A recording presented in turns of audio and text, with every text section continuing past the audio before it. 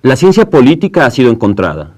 Solo se trata de convocar al pueblo por grandes masas, al soberano por entero, e invocar el consentimiento unánime en esas cuestiones donde la conciencia popular habla con tanta elocuencia y en conjunto, por aclamación.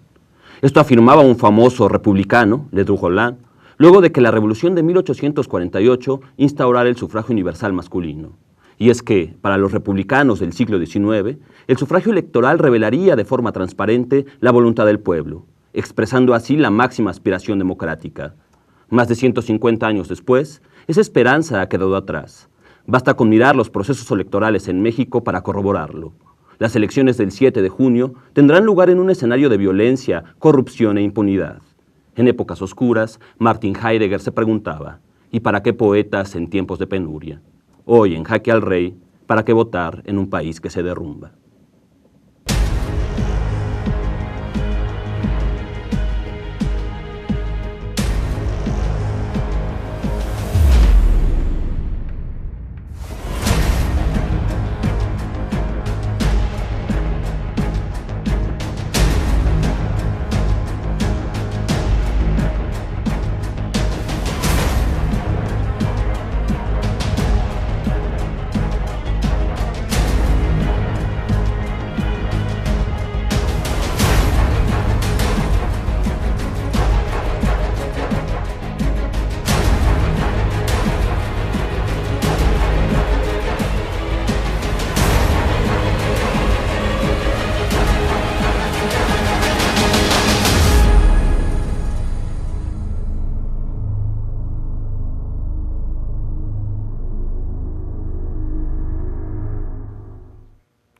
Bienvenidos a Jaque al Rey, un programa de debate político en donde analizaremos las situaciones más importantes a nivel nacional e internacional.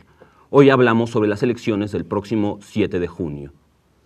Para este programa me acompaña a mi derecha Mariana Niembro, directora de Borde Político, Yara Almonte, estudiante de Ciencias Políticas y Sociales de la UNAM y miembro del MTS, Paco Ignacio Taibo II, no necesita presentación, escritor, historiador, promotor cultural, y Raúl Romero, académico de la UNAM e integrante del movimiento social. Muchas gracias. Enseguida empezamos el debate, pero antes vamos a ver el tablero donde se llevará a cabo la partida. El próximo 7 de junio, México vivirá una jornada electoral en la que la Cámara de Diputados se renovará en su totalidad. Además, se elegirán nuevas gubernaturas, varias diputaciones locales y, en el Distrito Federal, jefaturas delegacionales. Sin embargo, el proceso electoral de este año se encuentra asignado por la profunda crisis política y social que vive el país. Sucesos como los acontecidos en Tlatlaya, Iguala y Apatzingán evidencian la responsabilidad de funcionarios públicos en distintas actividades criminales, al tiempo que exhiben la impunidad de la que gozan quienes han sido elegidos con el voto popular. A la par, la violencia sistemática que inunda el país, los innumerables actos de corrupción por parte de la clase política y el uso de los cargos de representación popular en beneficio personal han acentuado el desencanto de la ciudadanía en las instituciones. Por otro lado, la tibieza con que el Instituto Nacional Electoral enfrentó las violaciones sistemáticas a la ley del Partido Verde Ecologista han hecho que algunos sectores sociales pongan en duda la imparcialidad del árbitro electoral. Como si esto fuera poco, la ausencia de ideas en las campañas políticas, la sustitución del debate por el intercambio de acusaciones y el inocultable abuso de prácticas clientelares de la mayoría de los partidos políticos son el caldo de cultivo perfecto para la ausencia de participación.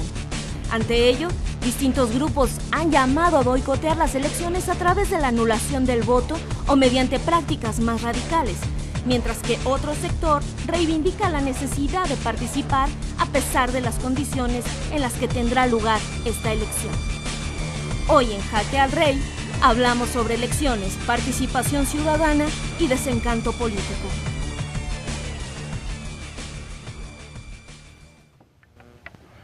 Estamos de regreso en Jaque al Rey. Empezamos con la regla del minuto. Todos los integrantes tendrán un minuto para el debate. Misma pregunta para todos. Votar, no votar, abstenerse o boicotear. ¿Qué hacer, Mariana? Bien, pues bueno, primero hay que decir que esta elección no es menor. La elección intermedia, ¿qué es lo que hace? Bueno, además de una renovación de diversos cargos públicos en toda la República, yo me voy a concentrar en la Cámara de Diputados. Se reconfiguran las fuerzas de la Cámara de Diputados, esto quiere decir 500 diputados, una Cámara que decide muchas cosas, entre ellas el presupuesto de egresos de la Federación, etiqueta en recursos y una serie de legislación federal, muchas legislaciones que están pendientes, como la reforma política del DF, grandes temas para avanzar en muchas cosas de nuestro país, ¿no? Entonces, ¿por qué es importante? Pues porque tenemos que entender que depende de nuestro voto la reconfiguración política de esta Cámara y es evidentemente, ¿qué le vamos a dejar a Peña Nieto los próximos 3 años de gobierno? ¿Una Cámara plural? ¿Una Cámara que refleje la pluralidad de la sociedad? ¿O una Cámara con mayorías que le permita decidir de forma centralista, autoritaria y vertical los siguientes 3 años de su gobierno? Se acabó tu minuto, muchas gracias. Yara, por favor. En primer lugar, yo estoy levantando la politización del voto. Considero que ninguno de los partidos políticos que contienden en estas elecciones representa los intereses de los sectores populares, de la clase trabajadora, sobre todo porque ninguno plantea cómo acabar con un régimen político podrido, corrupto y plegado de impunidad que está vinculado en todos los niveles con el narcotráfico. En segundo lugar, porque ninguno se pronuncia por romper los lazos con el imperialismo, que es sobre lo que se asienta la militarización del país y la violencia que se ha desatado de la guerra contra el narco, así como las reformas estructurales que votó el conjunto del Congreso con una oposición mínima. En tercer lugar, porque considero que ninguno ofrece una respuesta para la situación de la juventud, no solo de las mujeres jóvenes que enfrentan el feminicidio, sino del trabajo precario, del ataque a las condiciones laborales, de la violencia, etcétera, porque ninguno se ha pronunciado de manera activa por la libertad de los presos políticos, más allá de algunas declaraciones en solidaridad. Perdón que te interrumpa, se acabó tu minuto, ahorita continuamos. Paco Ignacio, por favor. Yo creo que hay que votar. Me parece, además de vil y vulgar sentido común, sin darle demasiada esperanza y sin pensar que el proceso electoral va a generar transformaciones profundas, me parece que hay que votar. Básicamente porque hay que mostrar públicamente el aislamiento en el que se encuentra el gobierno de Peña Nieto. O sea, demostrar lo que todos sabemos, que es un gobierno de minoría. Si en estas elecciones Peña Nieto y el PRI logran unas participaciones masivas que refrendan su proyecto, estamos condenados a un nivel de presión muchísimo mayor del que tenemos hasta ahora, que ya es insoportable en el desarrollo del proyecto neoliberal, por un lado. Por otro lado, porque en el DF se juegan cosas importantes. Si no logramos masacrar, yo creo que es la palabra correcta, al PRD y su estructura corporativa, la continuidad de este corporativismo va a ir creciendo, van a seguir teniendo abiertos los grifos para mantener una política de darle la tercera pata de la mesa al proyecto gubernamental junto con el PAN. Muchas gracias. Creo que hay que votar. Raúl, por favor. Yo creo que hay que organizarse. O sea, ese es el trabajo fundamental. Yo creo que los tiempos en los que le tenemos que decir a la gente qué hacer, hacia dónde ir, cómo votar o no votar, me parece que es un debate limitado. Me parece que además no alcanza a ver la gravedad de la situación del país y del mundo, yo diría. No alcanza a ver que la barbarie en la que estamos sumergidos no se va a solucionar con que lleguen personas de buena voluntad o gobiernos progresistas a ocupar las esferas de gobierno del país.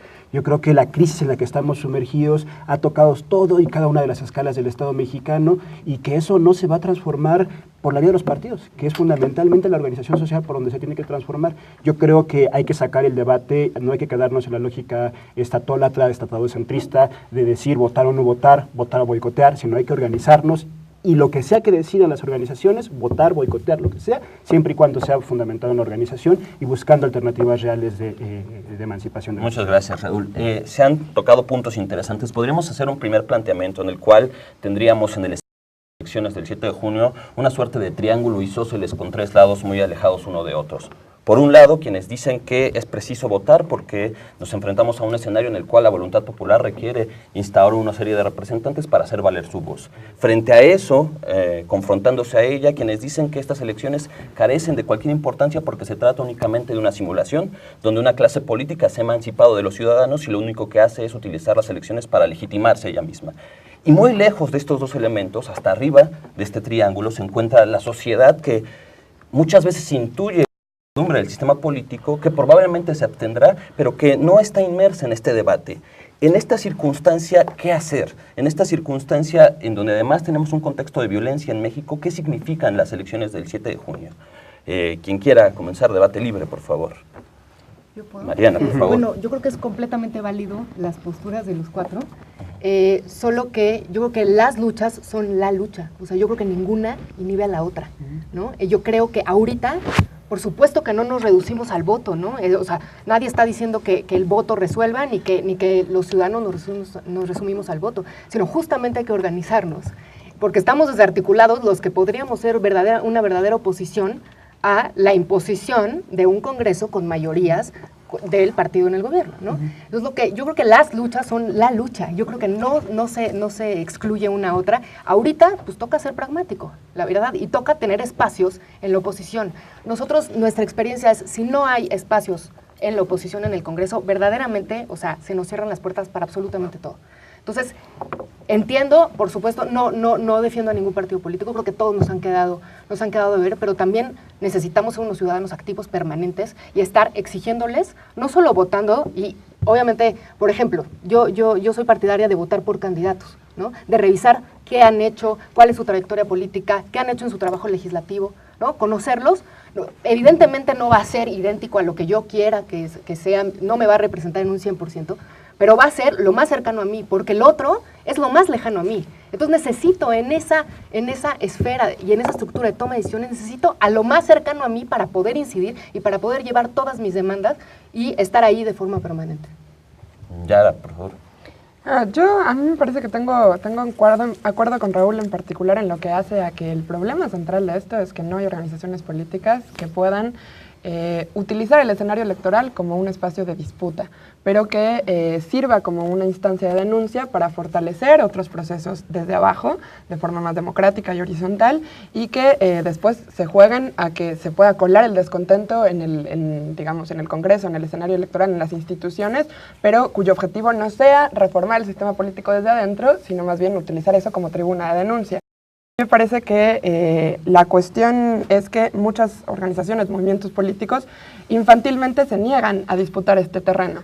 Y la cuestión central es nosotros cómo avanzamos en construir alternativas que se planteen de forma independiente, es decir, con independencia política de las instituciones que están vinculadas al narco, etcétera, reconstruir el país, ¿no? Y a mí me parece que ese es el punto débil y que, por ejemplo, estas elecciones en particular, para el régimen político, tiene el objetivo de relegitimar, ¿no? Es decir, de que todo el descontento logre ser desviado, como ya se ha hecho en otros años, y que más allá de si votan por uno u otro candidato o por uno u otro partido, sea el conjunto de las instituciones el que se reoxigene mediante la participación y la acción ciudadana de ejercer el voto. ¿Estás de acuerdo, Paco?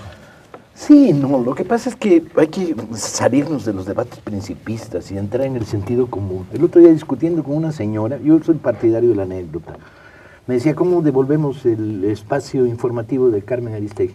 ¿No? Podrá parecerte poco radical, pero era un oxígeno en una sociedad estrangulada por las dictaduras y los monopolios de la comunicación, pues era un espacio de oxígeno. Y yo le decía, no la van a reinstalar. Lo más que va a lograr es que le den una gran indemnización, pero el pacto Gobernación-Vargas ya está hecho. Entonces, ¿qué te queda? Pues lo único que te queda es llevar a una mayoría de Moreno a la Asamblea de Representantes del DF y que se apruebe el plan de Virgilio Caballero de una televisión del DF y darle a Carmen un espacio en esta televisión. O sea, es un problema muy práctico, ¿no? Es un problema de creas o no creas en las elecciones como panacea. Yo no creo, yo creo que el movimiento social es el que tiene que mantener la vigencia de las transformaciones. Nadie más lo va a hacer por él. Sin embargo, se trata de no permitir que las elecciones legitimen y consoliden a los poderes que se han estado construyendo y fortaleciendo. Si no entras en la lógica de debilitarlo, a ver, vamos de nuevo a la anécdota. Ahorita me vamos cuentan de nuevo la anécdota. a la anécdota. Sí. Vamos a un corte y regresamos. Siempre el corte es el Cuando- enemigo del pueblo, mano. Con la anécdota de Paco Ignacio.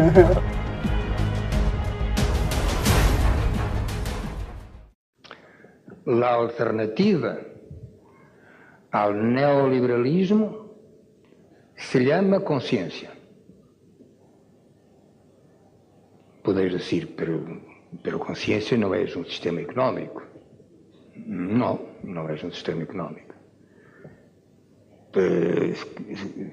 Conciencia no es la organización del mercado. Y yo digo, tampoco lo es. No, conciencia no es eso. Y no es un régimen político nuevo. No es eso. No lo es. Pero es algo más que todo eso. Es la conciencia que hay que tener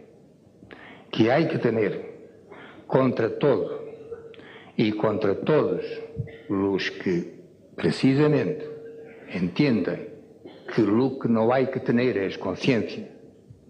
Eso es lo que tenemos que formarnos todos los días, en la reflexión, en el debate.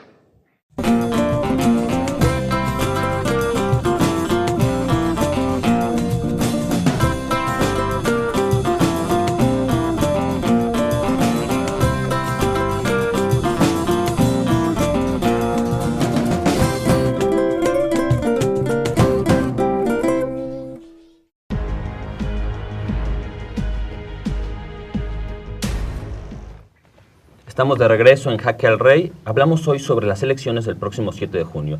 Paco, estabas en la anécdota y después vamos con Raúl. Conversaba con unos compañeros partidarios de la abstención y del voto anulado. No tenía muy claro cuáles eran los dos caminos, hay bastante confusión. Y yo les decía, mira, el voto anulado no va a ser otra cosa que mezclarte con los que votan todos los años por Cantinflas, ¿sí? A no ser que tengas un % altísimo de voto anulado, no es significativo y no va a representar nada.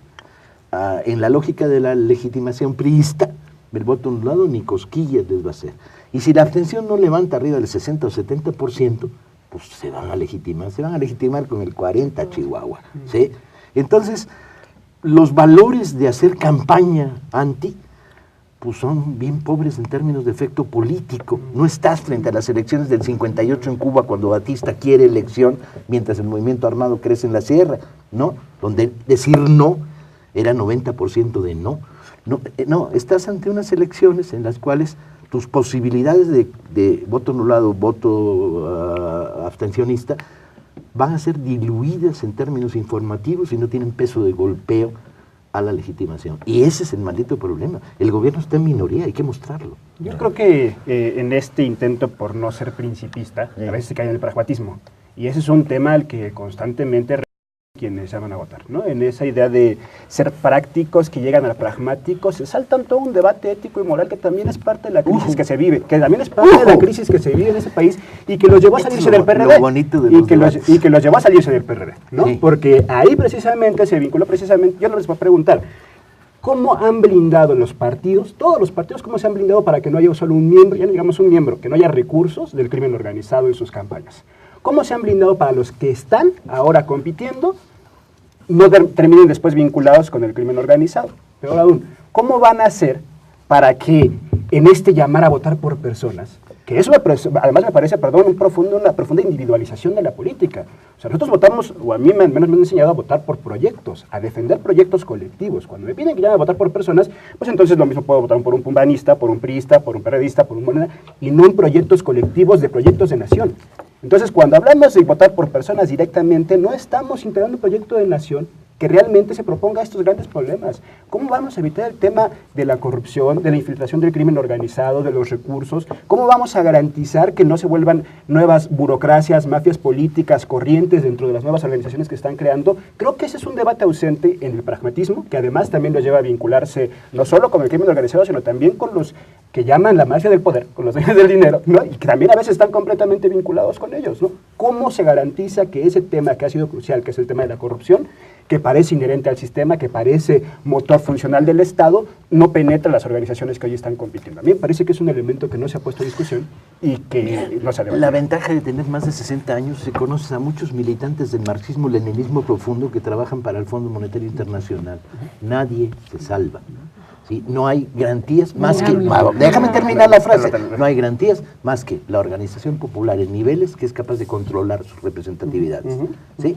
Entonces, en el proceso verás a exguerrilleros convertidos en chuchos perredistas, etc. O sea, no hay ninguna forma de establecer niveles de pureza garantizables. Y entonces el sentido del pragmatismo... de haber nacido en los 80 es que hay esas organizaciones. Yo absolutamente pragmático. Gobiernos. Vamos a dejarnos hablar problemas con el pragmatismo. Me parece una combinación entre lo posible y lo imposible.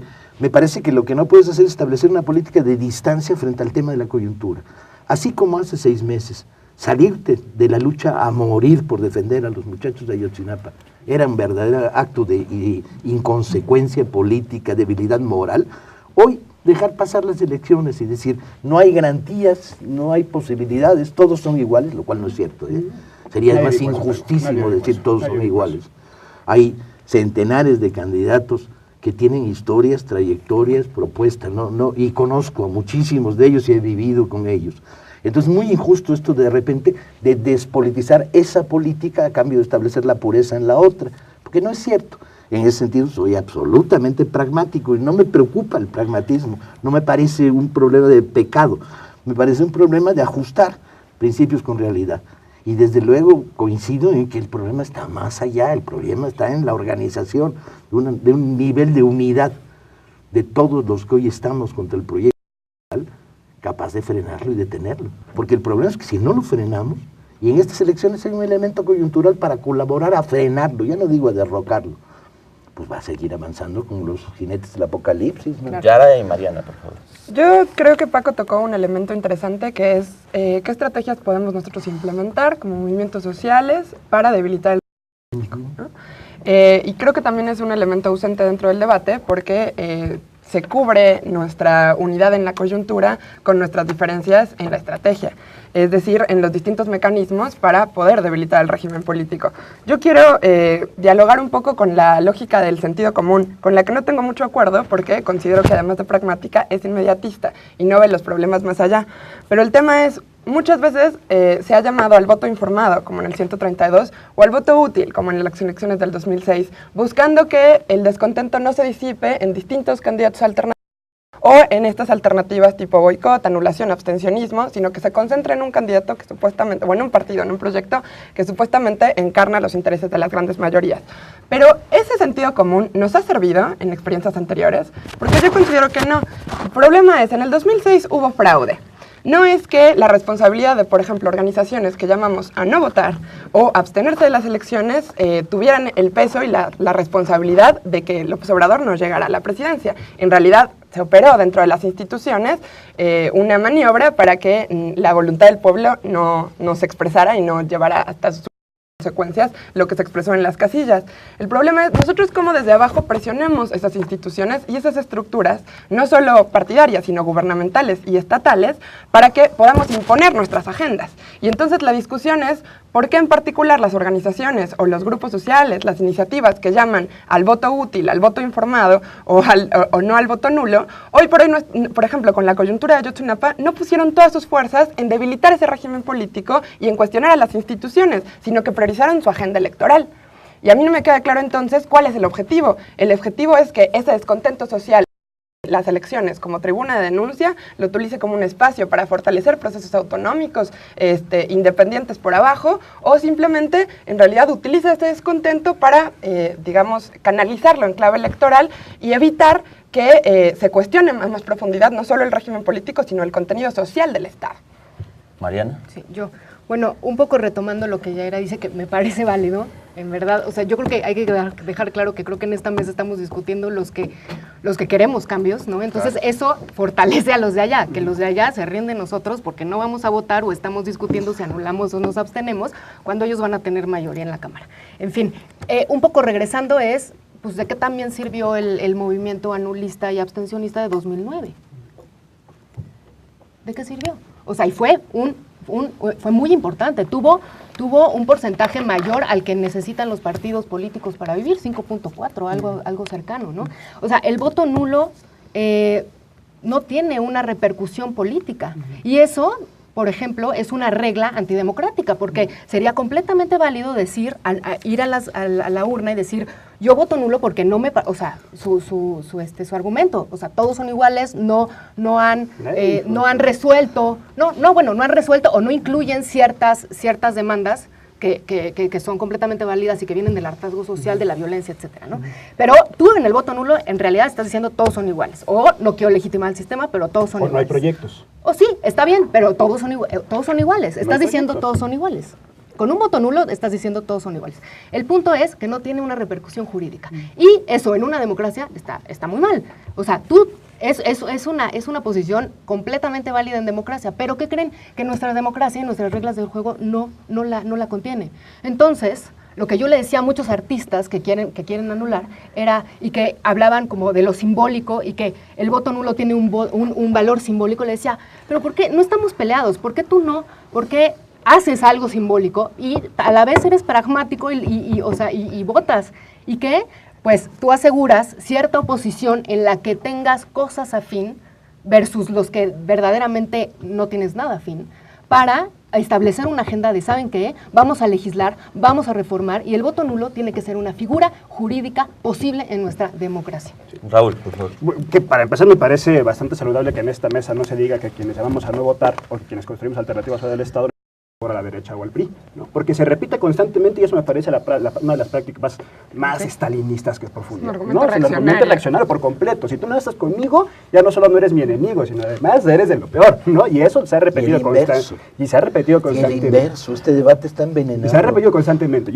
Pero, a ver, justo lo que estamos diciendo aquí, el debate va más allá de votar o no votar, va de organizarse. Y cuando limitan a decir, quienes llaman a no votar son nuestros enemigos, y el sentido inverso, como plantea Taibo, me parece que están presentando el debate de realmente el problema que hay allá.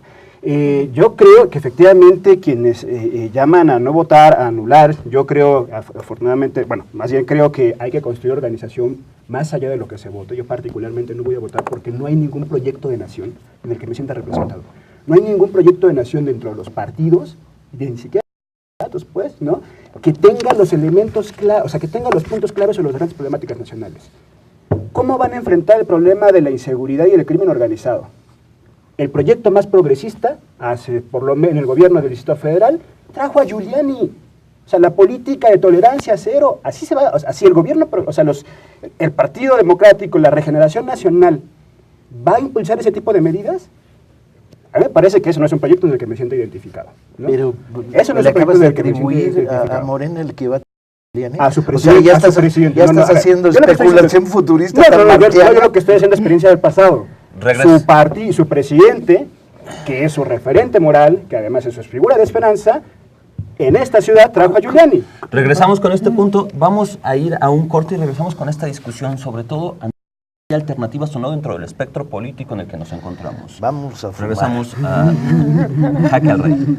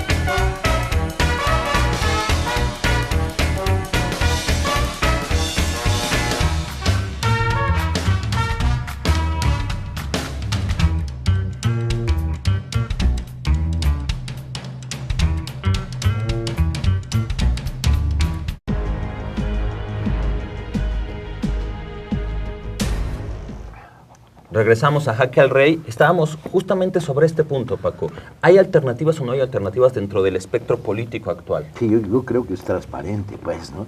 O sea, por eliminación, no por bondad. El PRD ha desaparecido como partido político de izquierda. Quedarán por ahí perdidos en algunos lugares del país gente decente, conozco algunos, poquísimos, pero es un aparato corporativo vinculado además al proyecto neoliberal, ya compró boletos, es la tercera pata de la mesa del Estado. Los partidos chiquitos como el PT o Movimiento Ciudadano, pues fueron simplemente comparsas de estas acciones. Oye, el PT está votando junto con el Baester, lo cual ya el delirio se ha desatado, pues, ¿no? Entonces, nomás te queda Morena, y el debate sea además claro, seamos transparentes. O sea, no conozco a ningún priista abstencionista. ¿Ustedes conocen priistas abstencionistas? No. O que estén a favor del voto nulo. No. ¿El voto nulo puede afectar de alguna manera al electorado priista? ¿Puede tocarlo? ¿Puede quitarle dos? No, el voto nulo, la campaña abstencionista al PRI ni cosquillas le hace, es una estructura eminentemente corporativa que basa su electorado en amenazas, chantajes, movilización. Al PRD el voto nulo ni cosquillas le va a hacer. El PRD está convertido en una estructura, y ahora en esta campaña lo está demostrando con una calidad transparente, absolutamente corporativa. Se basa en el poder de municipios, delegaciones, funcionarios trabajando sobre el papel de activistas políticos, chantajes, compra de voto. Al PAN, pues no me imagino a ninguna señora de las Lomas diciendo, voy a anular mi voto. O sea, el voto nulo al único que le pega es a Morena, porque es un electorado con el que tiene, digamos, puntos de coincidencia. No exageremos nuestros amores, pero tampoco exageremos nuestras diferencias, pues, ¿no? Al fin y al cabo, la idea de frenar el autoritarismo represivo o frenar el avance del jinetes del apocalipsis del proyecto neoliberal es común, yo creo, hoy a toda la izquierda, aunque solo sean esos dos elementos. Entonces, la pregunta maligna es, ¿para qué gastan energías en promover el voto nulo que no va a tener efecto político ninguno? O la abstención que no va a tener ningún efecto político ninguno y que no va a debilitar lo que hoy es clave, que es la necesidad urgente que tiene el gobierno Peña Nieto de legitimarse y la necesidad urgente que tiene el PRD en mantener abiertos sus cotos de poder para mantener abiertos los grifos de la corrupción. Y entonces yo terminé preguntando, ¿en qué porque ya soy pragmático y mediatista, ahora voy a ser reformista? No, para nada. No, ¿cómo no? Sí soy, no hay bronca. Tú te le dijiste. Sí, no hay bronca. Y también soy el ala libertaria de Morena. Eso es más divertido todavía, más difícil, ¿no? Y más difícil. No crean que resulta fácil. Yo preguntaría, ¿en qué colonia vives? ¿En qué delegación estás? Yo vivo en Santo Domingo. Ok, la pregunta de si llega Morena a la victoria en Coyoacán, uno de los temas es la organización de la captación de agua de lluvia, pluvial. Eso no es importante en términos de lo chiquito, de la vida cotidiana. Estamos robándole agua a todas las comunidades del altiplano. La captación de agua pluvial es viable, de acuerdo a los estudios de los chavos del Poli. Podemos poner embudos en nuestras azoteas. Bueno, aunque solo sea eso, ¿amerita promover el voto inútil? Ojo, porque ahí, insisto, sí. o sea en esta te saqué del problema del debate del principio grande para llevarte al debate o sea, porque además, o sea, en este lógico de siempre encuadrar las participaciones, las posiciones, quien no va a votar, entonces está llamando a no votar. Y fue muy claro en mi participación al principio. Dije, mi posición personal es esta. Y no estoy haciendo promoción por llamar a no votar, por boicotear las elecciones. Hay que organizarse. O sea, en este país hay organización más allá de los partidos. Evidentemente. Hay más de 200. Eso nadie lo duda. Hay más de 200 organizaciones que están defendiendo temas socioambientales. Hay más de 50 organizaciones. ¿Es el problema o es la riqueza de los proyectos? A ver, yo quiero poner un tema también sobre el asunto. O sea, sí es cierto que el crimen organizado, el narcotráfico y toda esta mafia ha tocado todos los puntos, no solo del Estado, sino del territorio del país. Las disputas son territoriales y son esas organizaciones las que están dando esa disputa territorial. Son ese tipo de organizaciones como Cherán, que están enfrentando, organizándose directamente y que además están diciendo los partidos aquí, la experiencia histórica que tenemos es que nos dividen.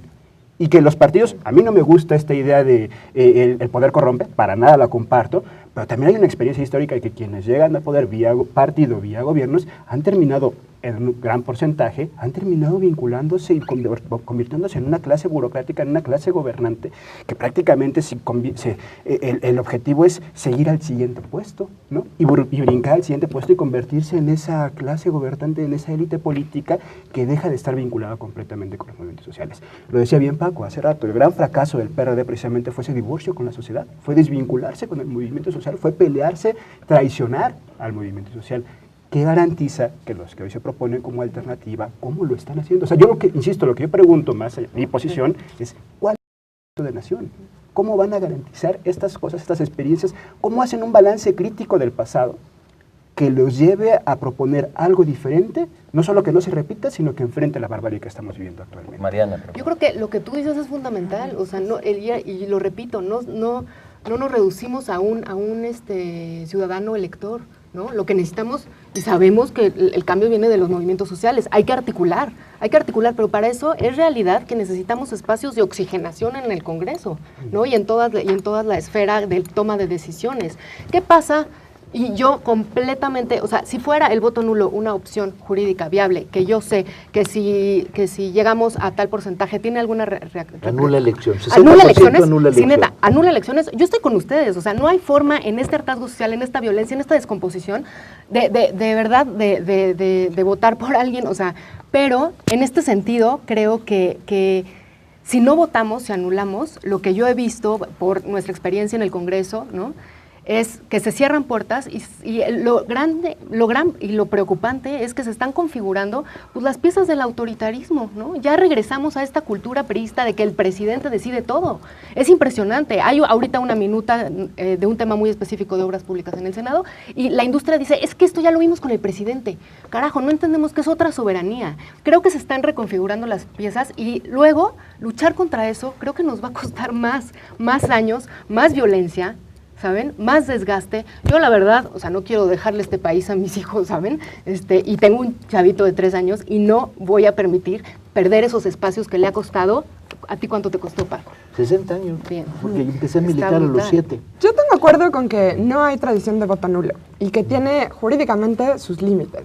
Yo quiero hablar más bien con la necesidad de construir una tradición distinta y una cultura política distinta. La cuestión es que, al menos yo y desde mi organización, desde el Movimiento de los Trabajadores Socialistas, estamos llamando una campaña militante de anulación del voto, en donde nuestro diálogo precisamente es, votes o no votes, nosotros queremos hablar contigo sobre la necesidad de organizarnos políticamente en clave independiente y sumándonos a los procesos de organización política que hay desde abajo, en contra de las instituciones y en contra del narcotráfico y la militarización del país. Es decir, el diálogo central es cómo logramos que ese descontento activamente, de forma política.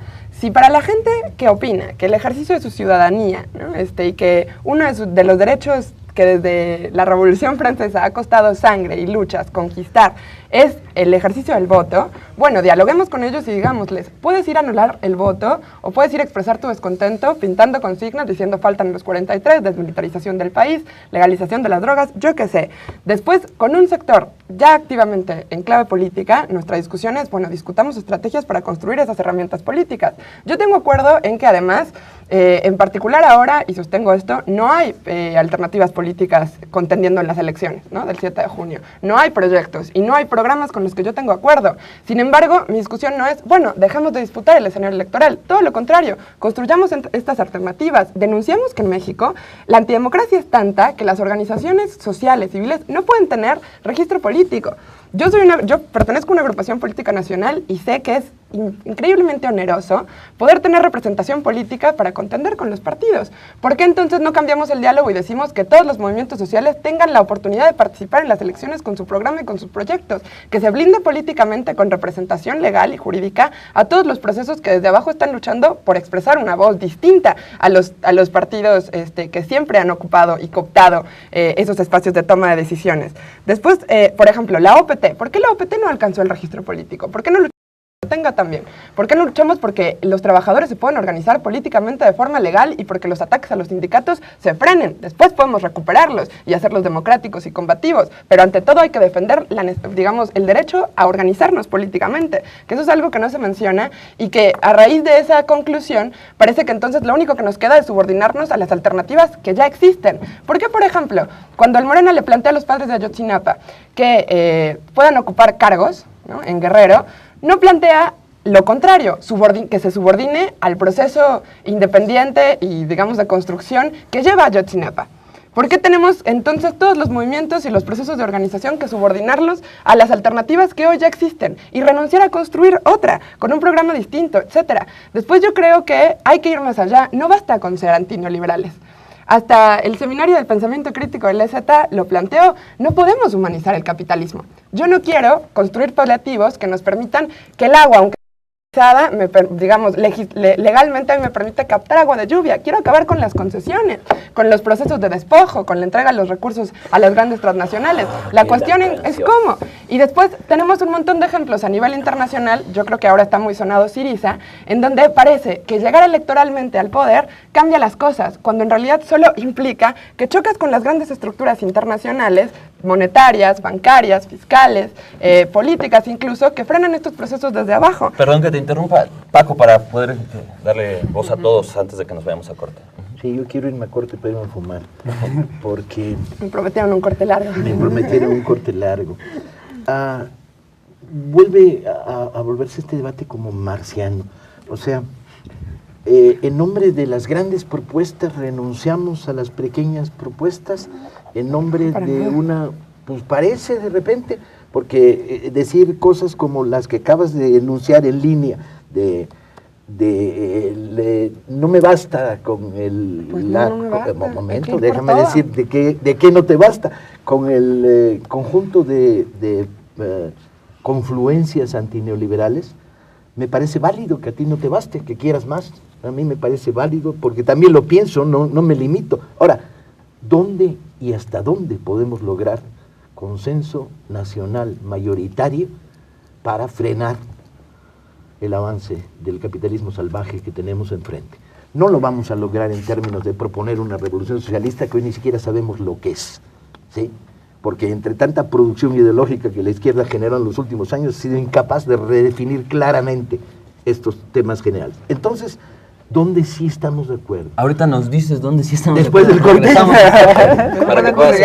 Regresamos a Jaque al Rey.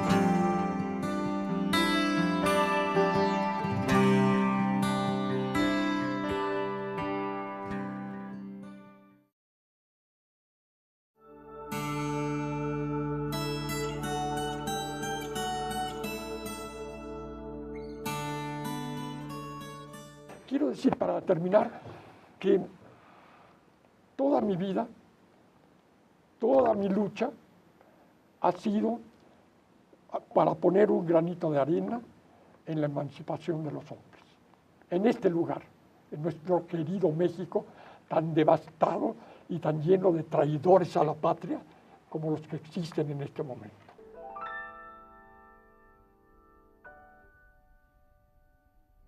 Comenzamos. Hola, ¿qué tal? Muy buenas. Hola, ¿qué tal? Bienvenidas y bienvenidos a Luchadoras. Hola, ¿qué tal? Bienvenidas y bienvenidos a Luchadoras. Estamos en Rompeviento, televisión por internet. Estamos en Luchadoras. Comenzamos. El canto también es una forma de militancia feminista. Los detalles de la ofensiva del Estado de Israel en la Franja de Gaza.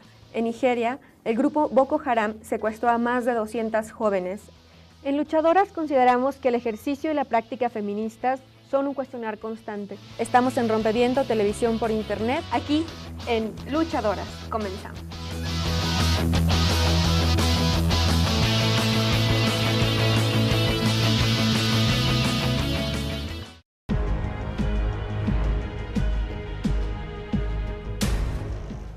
Estamos de regreso en Jaque al Rey. Estábamos con Paco Ignacio. Cuando yo era joven, entraba a un salón, miraba y decía, chin, aquel es trotskista, no, aquel es anarquista, ese es un pinche socialdemócrata moderado. Y buscaba la diferencia. Hoy que me he vuelto sabio, chinga, después de 50 años de militar en el movimiento, cuando entro a un salón digo, ¿qué nos une? ¿Qué puntos de acuerdo? Cuando dices la riqueza del movimiento, la expresa su fragmentación, no, expresa su tremenda debilidad. Hace meses fui a una manifestación en el Zócalo y llegué, pero había 4, no sabía con cuál marchar, y marcharon separadas. Esto es una muestra de debilidad. Los movimientos confrontan a la Secretaría de Gobernación, desde el movimiento campesino, la Secretaría de Gobernación los separa. A ti te doy tanto, contigo negocio el martes, ustedes vuelvan dentro de un mes y ustedes los reprimo. En lugar de mantener el programa común, la fragmentación ha sido la destrucción de la posibilidad de crear consensos favorables.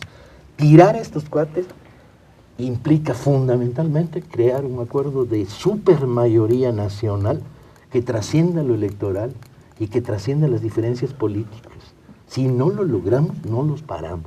Y si no los paramos, esto va camino para el infierno. Raúl.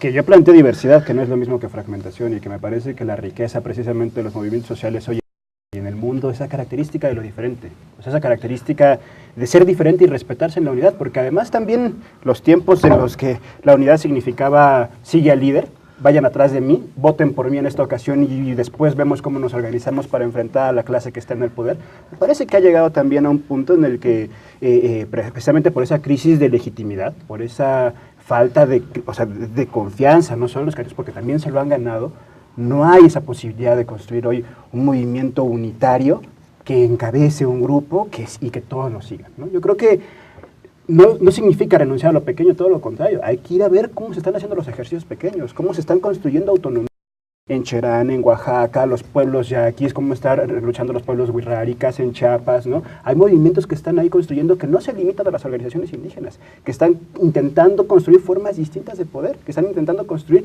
y que inclusive están llevando a debates mucho más profundos que no quiero traer a la mesa sobre la vigencia del Estado, sobre el tema de la clase política, ¿no? Sobre el capital, sobre cómo trascender a otras formas de organización social que vayan más allá y no seguirlas reproduciendo, ¿no?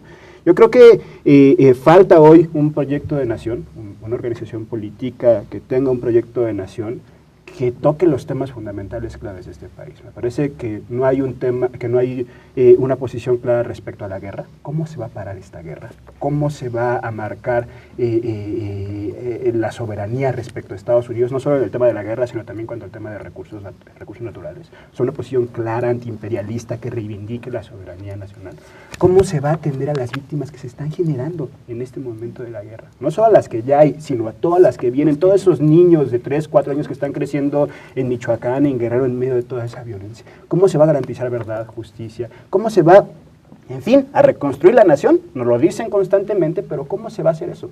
No veo yo por ahí todavía un proyecto, un programa que lo esté enunciando. Mariana, sí, por favor, tratemos de ser... Es muy chistoso porque justo, claro que todos aquí apelamos a los movimientos sociales, a todos los esfuerzos de base que hay de todos los sectores de los que hablamos, pero al mismo tiempo le estamos exigiendo a los mismos partidos podridos que tengan un proyecto de nación, ¿no? Entonces, yo creo que justo esta diversidad, lo que tenemos que hacer es articularla y no permitir la fragmentación que se viene imponiendo desde el gobierno, ¿no? Que lo que hacen es divide y vencerás, y lo que hacen es fragmentar más y y dividir más a esa diversidad que debería estar articulada para estar incidiendo. Ahora, yo creo que, bueno, los partidos evidentemente se han podrido porque los hemos dejado que se pudran, porque no hemos estado encima de ellos. A ver, en esta mesa, ¿quiénes conocemos quién es nuestro diputado, qué ha hecho, cómo votó las diversas reformas? No les estamos dando un seguimiento constante, así, ¿saben? Creo que ahorita en la era digital, además de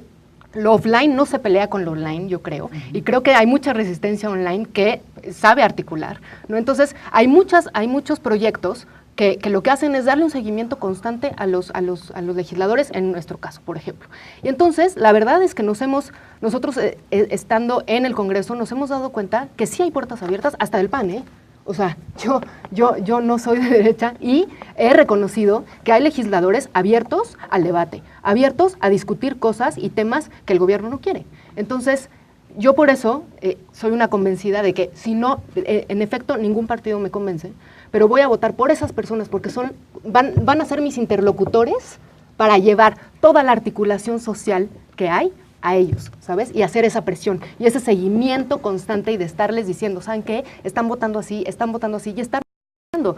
Les damos nuestro voto y creemos que en esos 3 años de no exigirles nada, de no saber qué están haciendo, van a hacerlo todo bien. Es como si tú contratas a un empleado y lo dejas libre 3 años, pagándole una la nota, ¿no? Y decidiendo y tomando las decisiones del Estado, ¿no? Decisiones fundamentales para nuestra vida en todos nuestros sentidos. Entonces, yo soy partidaria de dejar votar por oposición, evidentemente, dejar esos espacios de oxigenación a las instituciones para que justamente la articulación, una cosa no exime a la otra. Yo creo que pueden ser alternativas. Son, lo que les decía, todas las luchas de esta mesa son la lucha, ¿no? No estamos peleados, el punto es ir de la mano. Yara, por favor. Sí. Yo solo dialogar con cómo se conquista un consenso nacional. O sea, ¿ustedes creen que Morena aglutina a todas las fuerzas políticas del país? No. ¿Con quién está priorizando sus alianzas?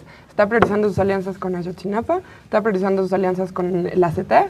¿Con el MPG? ¿Con los normalistas que enfrentan la represión? ¿Con las comunidades zapatistas que enfrentan la paramilitarización y el hostigamiento del narco? ¿O está intentando, no solo mediante la derechización de su dirección, sino mediante bajarle 2 rayitas a su discurso político, ganarse a un sector mucho más cómodo de las clases medias, que es importante políticamente, pero que claramente, a mí me parece, no debería ser la prioridad? ¿Con quién estaríamos en ese caso?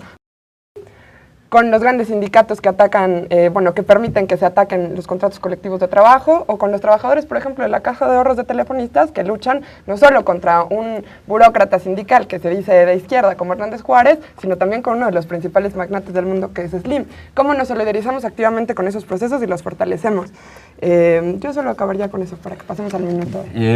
Vamos al minuto de conclusiones, regresamos a la regla, 1 minuto cada quien para establecer lo que han podido sacar de este debate y dar una posición en vísperas de las elecciones del 7 de junio. Empezamos con Raúl, por favor. Yo creo que bajo los mismos argumentos antes me han pedido que vote por gente que hoy es deleznable. Bajo el mismo argumento antes me pidieron que votara por Mancera y miren lo que trajeron. Bajo el mismo argumento antes me pidieron que votara por Toledo en Coyoacán, a quien conozco muy bien, y miren lo que ha hecho, ¿no? Yo no creo que el argumento del chantaje, de la coyuntura, de es momento de huir en unidad en las elecciones para confrontar a la clase política valga más. Yo, aún así, mi posición es yo no voy a votar y, sin embargo, creo que esa no debe ser la diferencia ni el medio central de la discusión. Yo creo que frente a la gravedad, frente a la barbarie que se vive en México, yo creo que hay una guerra a nivel mundial y que México y Medio Oriente son la avanzada de esa guerra. Yo creo que hay que organizarse, hay que construir proyectos, construir poder, no tomar el poder. Yara, 1 minuto, por favor. Yo creo que tienen que pronunciarse sobre qué opinan de la militarización y lo menos que espero, si se dicen de izquierda o si quieren reformar todo, es exigir la desmilitarización inmediata y la ruptura de lazos con el imperialismo, así como la legalización de las drogas que corte las entradas exorbitantes de los narcos. Creo que si están en contra de la mafia de poder y de la clase política, tienen que presentar una iniciativa que plantee que todos sus diputados y senadores ganen lo mismo que un maestro, como hacen nuestros compañeros del Frente de Izquierda de los Trabajadores en Argentina, destinando el resto de sus salarios como diputados y senadores a fortalecer luchas independientes. Y yo le digo a la gente, voy a anular mi voto y me voy a organizar junto a los trabajadores en lucha y junto al pueblo pobre en resistencia en contra del despojo y de la militarización del país.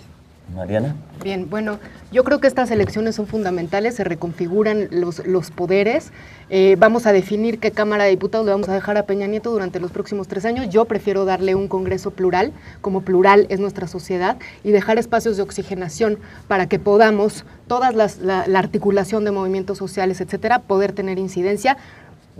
Bajo mi perspectiva, por el seguimiento a los legisladores, he visto que no todos son iguales, hasta de los mismos partidos. Me parece que un voto nulo es decir todos son iguales, y creo que pues lo que pasa es que los hemos dejado tal vez ser así, pero necesitamos los ciudadanos ser ciudadanos permanentes, estar dando seguimiento de qué están haciendo nuestros legisladores y nosotros dictar su agenda. Por eso pues no podemos anular el voto. Paco Ignacio. Yo creo que hay que votar, que hay que frenar el proyecto neoliberal, hay que poner en minoría al PRI, hay que ponerlo en minoría en el Congreso, hay que decir públicamente y que se vea que el proyecto neoliberal hoy en México es minoritario, que la gran mayoría de la población está en contra. Creo que hay que dar la batalla por el DF y que hay que cortarle los grifos de los cuales se nutre la corrupción perredista, y que hay que acabar con el PRD como proyecto político para que ya nadie lo llame a él a votar por Mancera y luego se desencanta porque votó por ellos. No, yo no voté. Ahí está. Dije, llamaron, no votaste. El argumento de la coyuntura. Estamos en el ministerio. Ahora utilizaron en ahora se quejan sobre lo que pasó. No pasó. De negar su historia. Además es notable, hemos estado discutiendo 1 hora y no hemos movido nuestras posiciones. Pero a mí me siento agraviado por su intervención cuando dice tienen. Ustedes decir, mija, que eso es lo que estaba haciendo dentro de Morena en los últimos 3 años.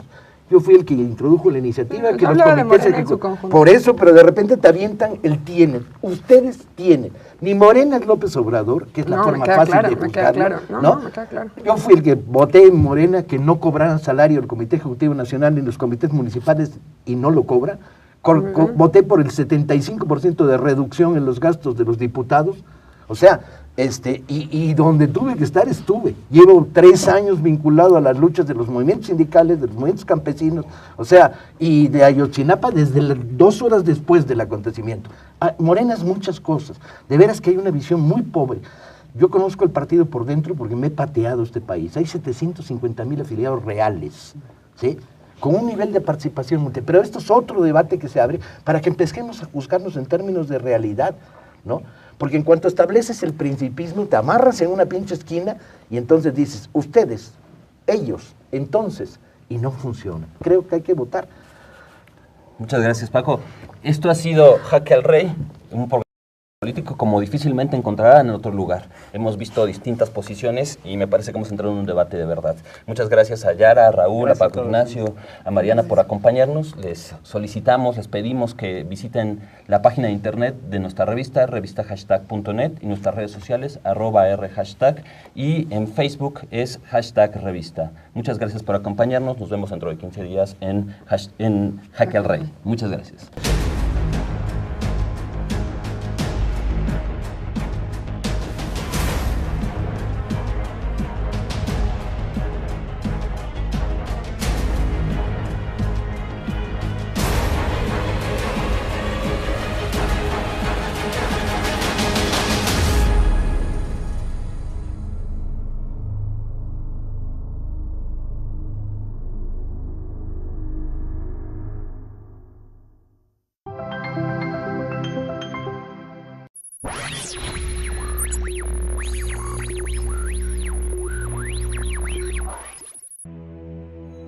Sabemos que están allá afuera, podemos sentirlos.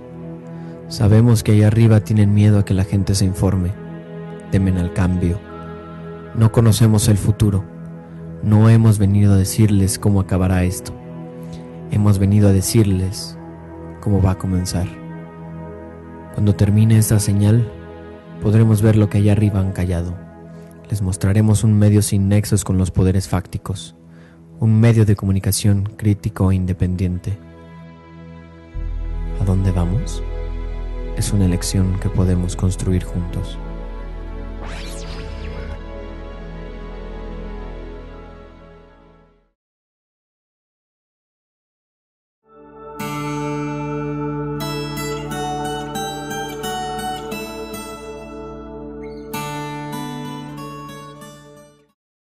la pregunta que uno se hace es si Ayotzinapa representa un crimen de Estado.